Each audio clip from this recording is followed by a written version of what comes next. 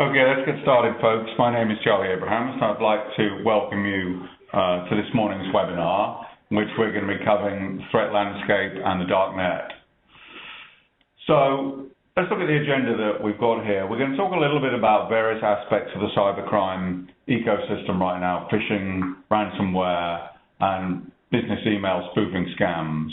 Then we'll look at the deep and dark web, and then we'll talk a little bit about best practices, and if people have questions, they can submit them via the chat session.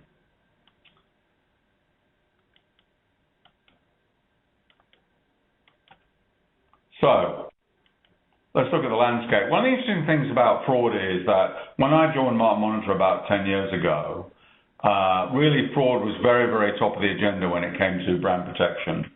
But actually, over the last 2 or 3 years, really the effect of the banks employing means to prevent criminals from cashing out has reduced the actual material impact of day-to-day email phishing scams as we used to know them. So most banks have introduced dual-factor authentication or some kind of one-time password, which means that even if somebody gets your account number and password details, it's very difficult for them actually to send the money to somewhere that would be useful to them. So what that means is that actually phishers and online fraudsters have tended to change their attack pattern in order to make certain they're still getting money out of this business of theirs. And today, still, we see that very significant amounts of money are done, amounts of harm are done to businesses and the economy through cyberattacks. 400 billion is the number that's identified on this slide. And 9 out of 10 large organizations suffer some sort of breach.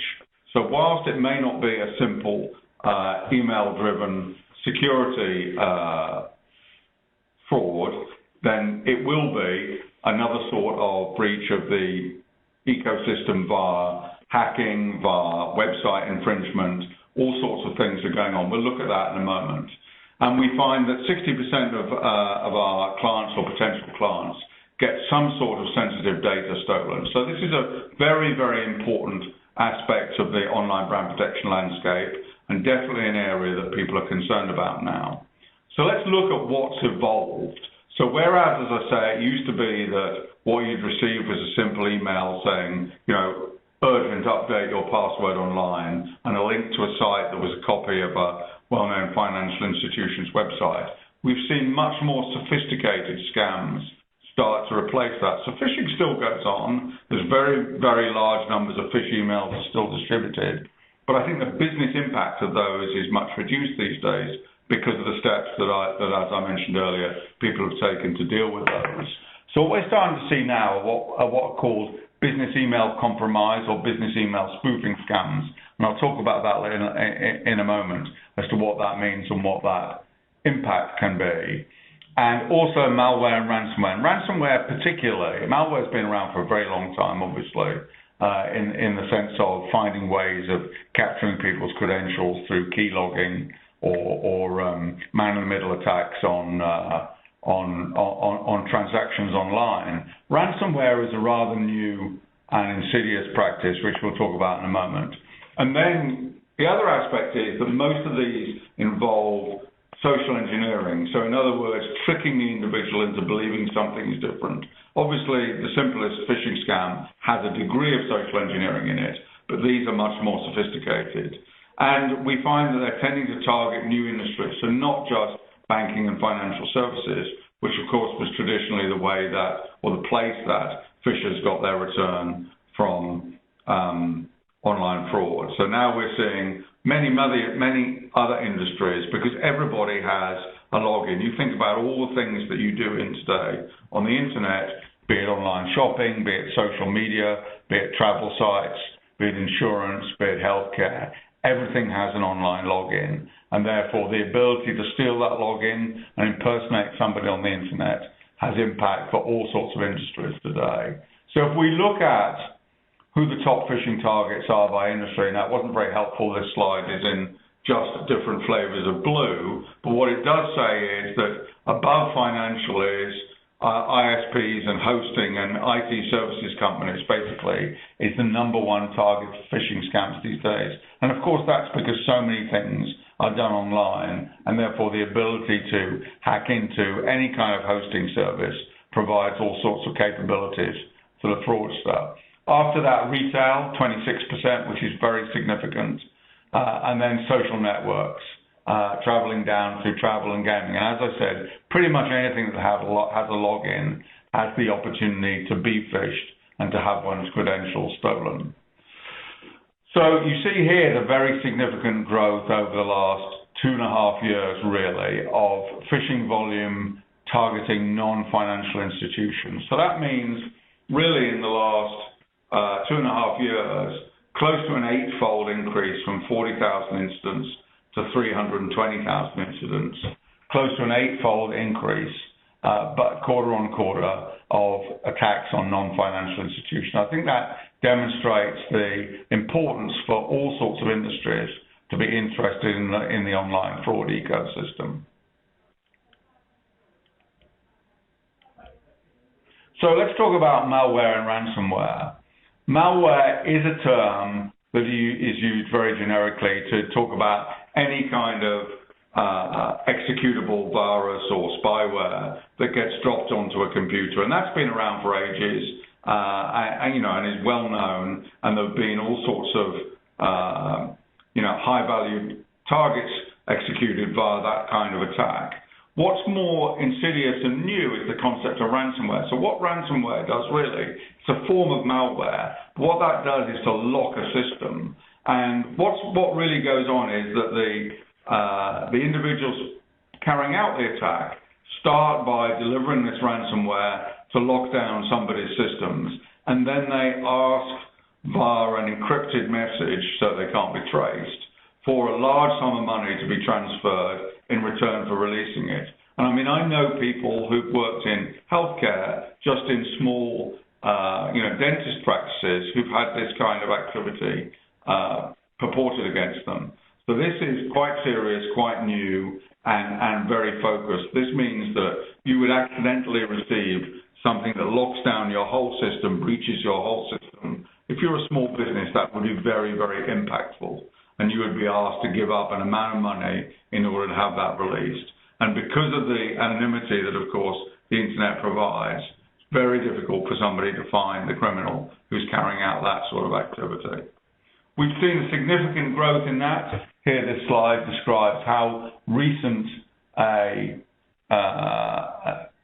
trend that is, and you can see just in the last 3 months since the end of last year, the 3 months between the end of last year and March, which is the area, the last 3 bars on the chart that we've measured, significant growth on ransomware as a percentage of malware that's delivered to people's computers. So you can see this is something that clearly people should be concerned about because it's very, very aggressive.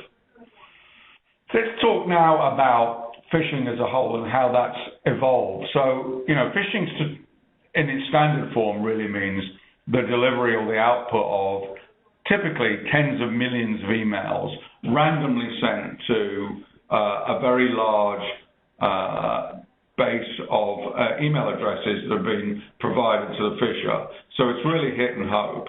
So in other words, if it happens that you receive something in your inbox that relates to the bank that you belong to, it's fairly random. The phisher just sends this out on the basis that they send enough of these. Some people will link through to them, and for some people it will be relevant because the bank they're talking about will relate, or the financial institution they're talking about will relate to that particular individual. So that was consumer phishing as it always was carried out. What you see with spearphishing is a much more targeted attack. So this is typically an attempt to breach an organization's own infrastructure.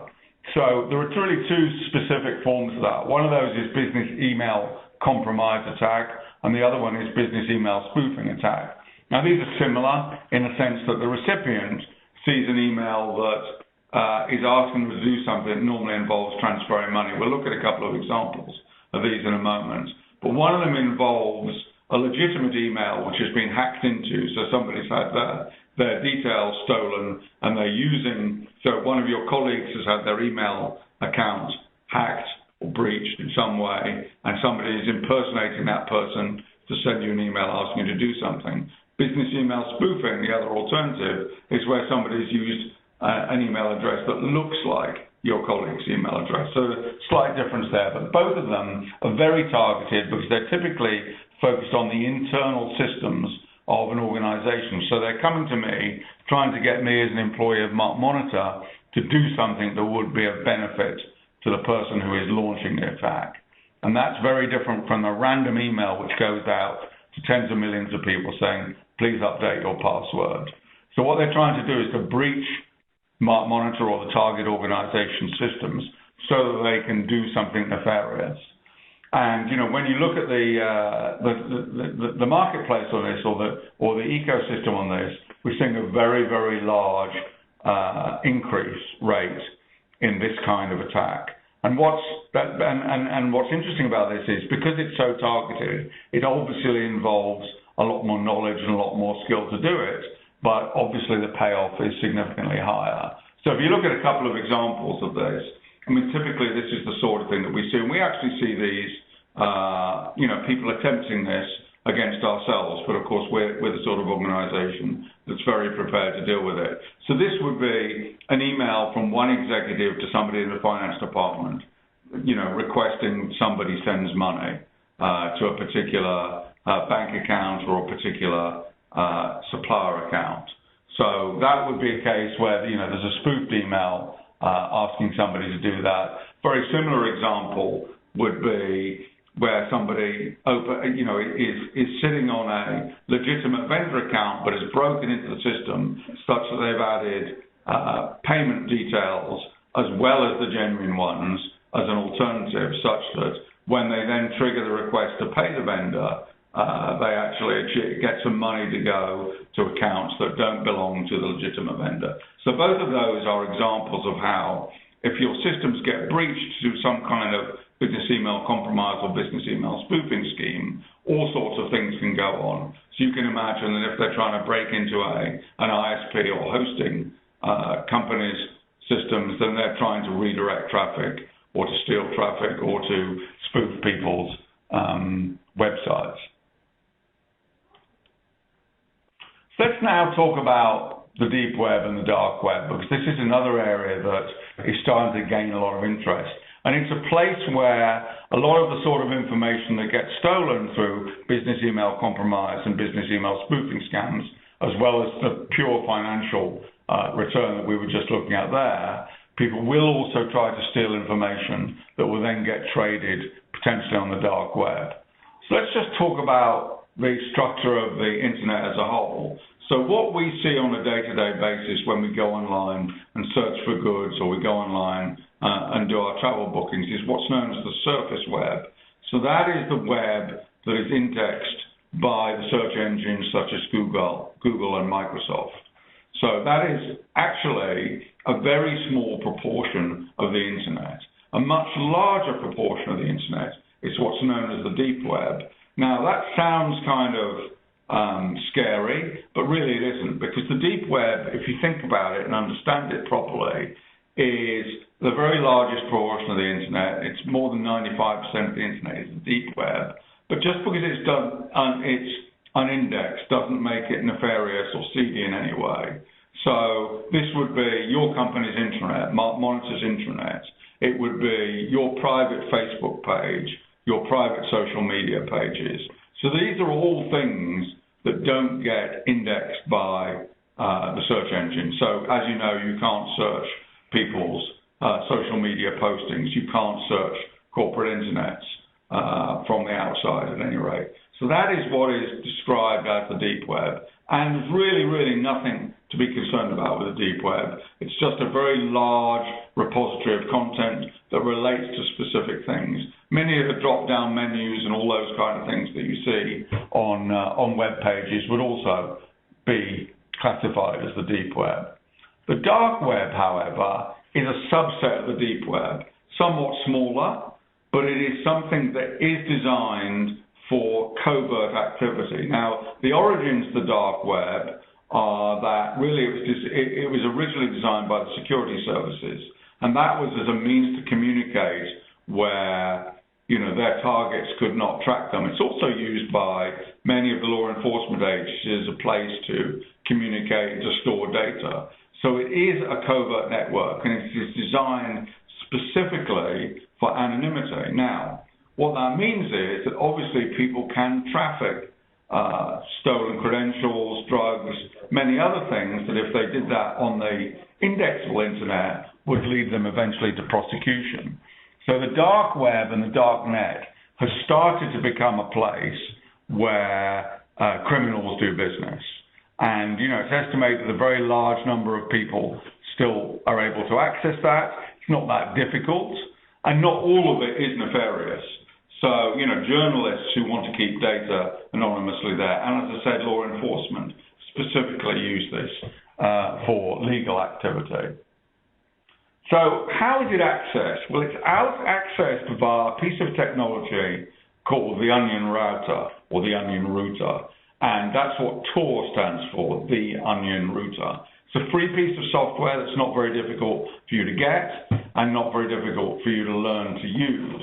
And I'll describe in a moment how it works, because it's the way it works that makes or creates the anonymity that you're able to exist in the dark web. Because if you think about it, the reason anonymity does not exist, although it exists kind of on the face of it, on social media platforms and on index platforms that we use on a day-to-day basis, you always do have an IP address that's tracking you. What's clever about the way the onion router works is that it removes the ability to track people through their IP address or through any kind of communications protocol, and I'll describe that in a second.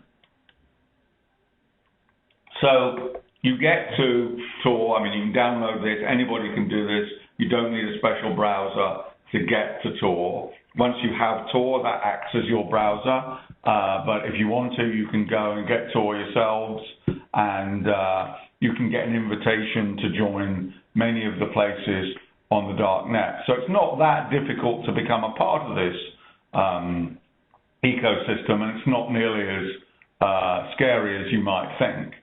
The way it works is and in fact the reason that they make it easy to join the dark net or to get versions of Tor is that the more people that use it, the more anonymity is preserved. And this simple diagram just demonstrates that you kind of connect to, when you're communicating with somebody or conducting a transaction on the dark net, you connect to the kind of network of computers that's in the middle of it via a normal connection. At that point, I guess your IP address would be visible. But the path you take through the system before you communicate with somebody else is encrypted and changes on a regular basis. So any particular connection would not last for more than 5 to 10 minutes, and then would reroute your traffic. So it would be completely impossible to trace the source and the destination of any particular transaction. And that's what creates the aspect of anonymity. So this is just showing you that if you go back and visit another site, it picks a different path. It will actually change paths while you're connected to the onion router. So that's really the base. You can imagine a network of computers that are randomly picking paths through them, which is preserving the anonymity of the users at both ends of a transaction. So there are on that darknet, all the sort of marketplaces, although trading in very different things, that exist, similar marketplaces, let's say, that exist to those on the indexed internet. So you will find places where you can buy and sell all sorts of stuff. And of course, the reason that the darknet came to kind of notoriety was really when you look at what is traded on there, was the number one thing that is traded on there is hard drugs. So the Silk Road case, which was 2011, 2012, really was an example of a very significant online marketplace that was created largely for the trafficking of drugs. So this was a place where criminals would buy and sell cocaine, heroin, those kind of ecstasy, those kind of hard drugs that of course are illegal, and trade them on the internet. And the Silk Road was brought to an end, although there have been Silk Roads created since. The Silk Road was brought to an end by the FBI in a very significant case, which is well written up on the internet if you want to look at it.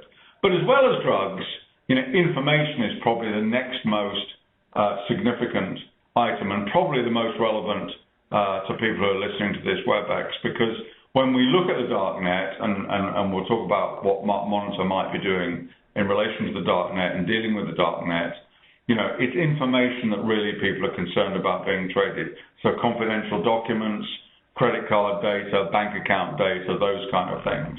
But also, as you see on this chart, many, many other things are bought and sold on the internet.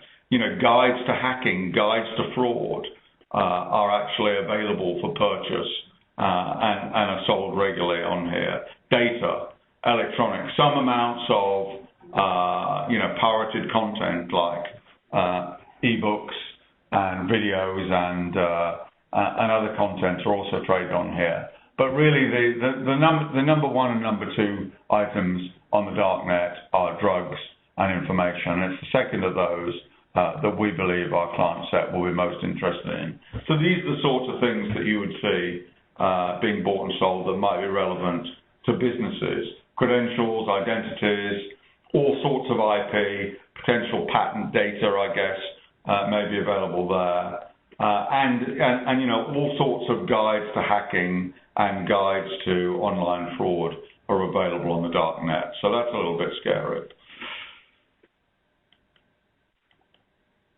Here's an example of an identity. So we will be, and I'll talk about this a little bit later, we will be releasing a darknet and cyber intelligence monitoring capability at some point in the relatively near future. This is the sort of thing when we've been experimenting with it, we've found. So identities, dumps of information, we found plans for all kinds of physical attacks that might be relevant to governments or maybe relevant to businesses where they see themselves as potentially being the targets of hacktivism or activism, and a lot of stolen credentials.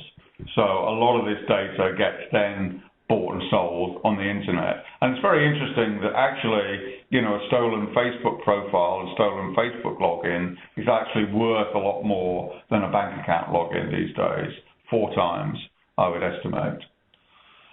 So, why would people care about this? Well, as I said, really, I think that the focus of online fraud has moved to a certain extent from the simplistic attack on breaching a bank account, because the rewards from that are relatively low.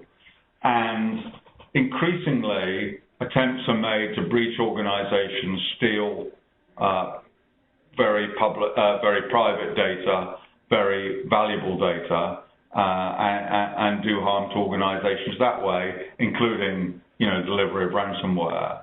So breaches of infrastructure are going to become increasingly the target, and a lot of those are planned and executed via access to the dark web.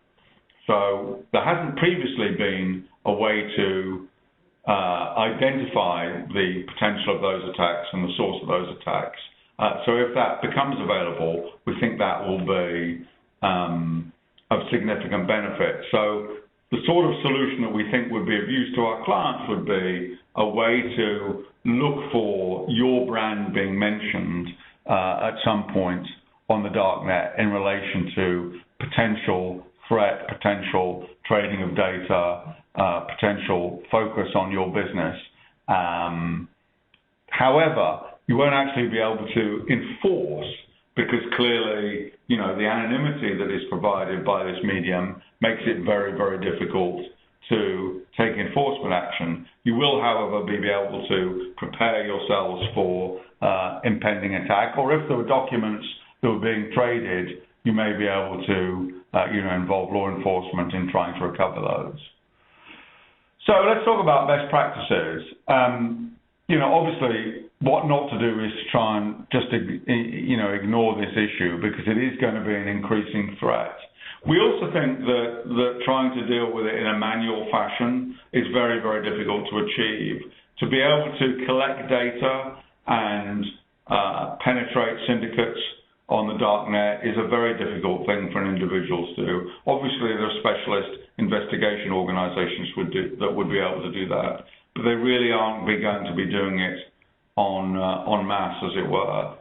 And, you know, the other thing that we think is very important is to prioritize. There will be a lot of stuff relating to any well-known brand or any well-known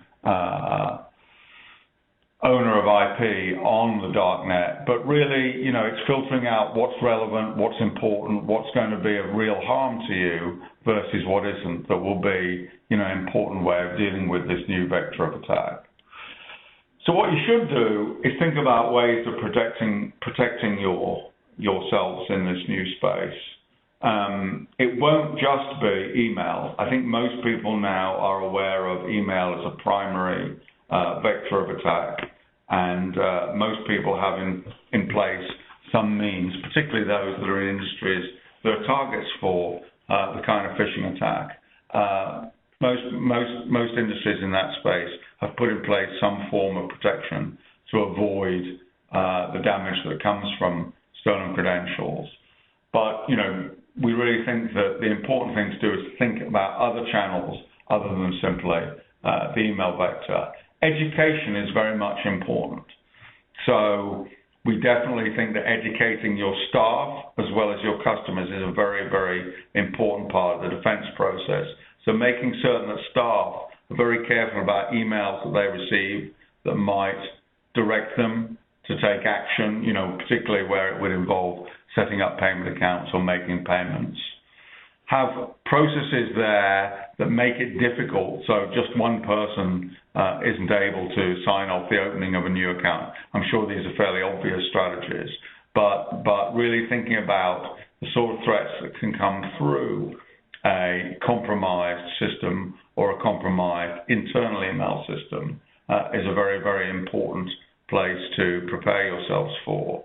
So really, educating your customers and educating your staff would really be the most important first step. So the only kind of spoiler alert for you is that in the next couple of months, we will launch a dark web and cyber intelligence service, and that will be available for common usage. And that probably will be the first of its kind in the general marketplace. There are very specialist organizations, as I say, that provide this kind of intelligence service, but this is going to be the first time that it'll be generally available.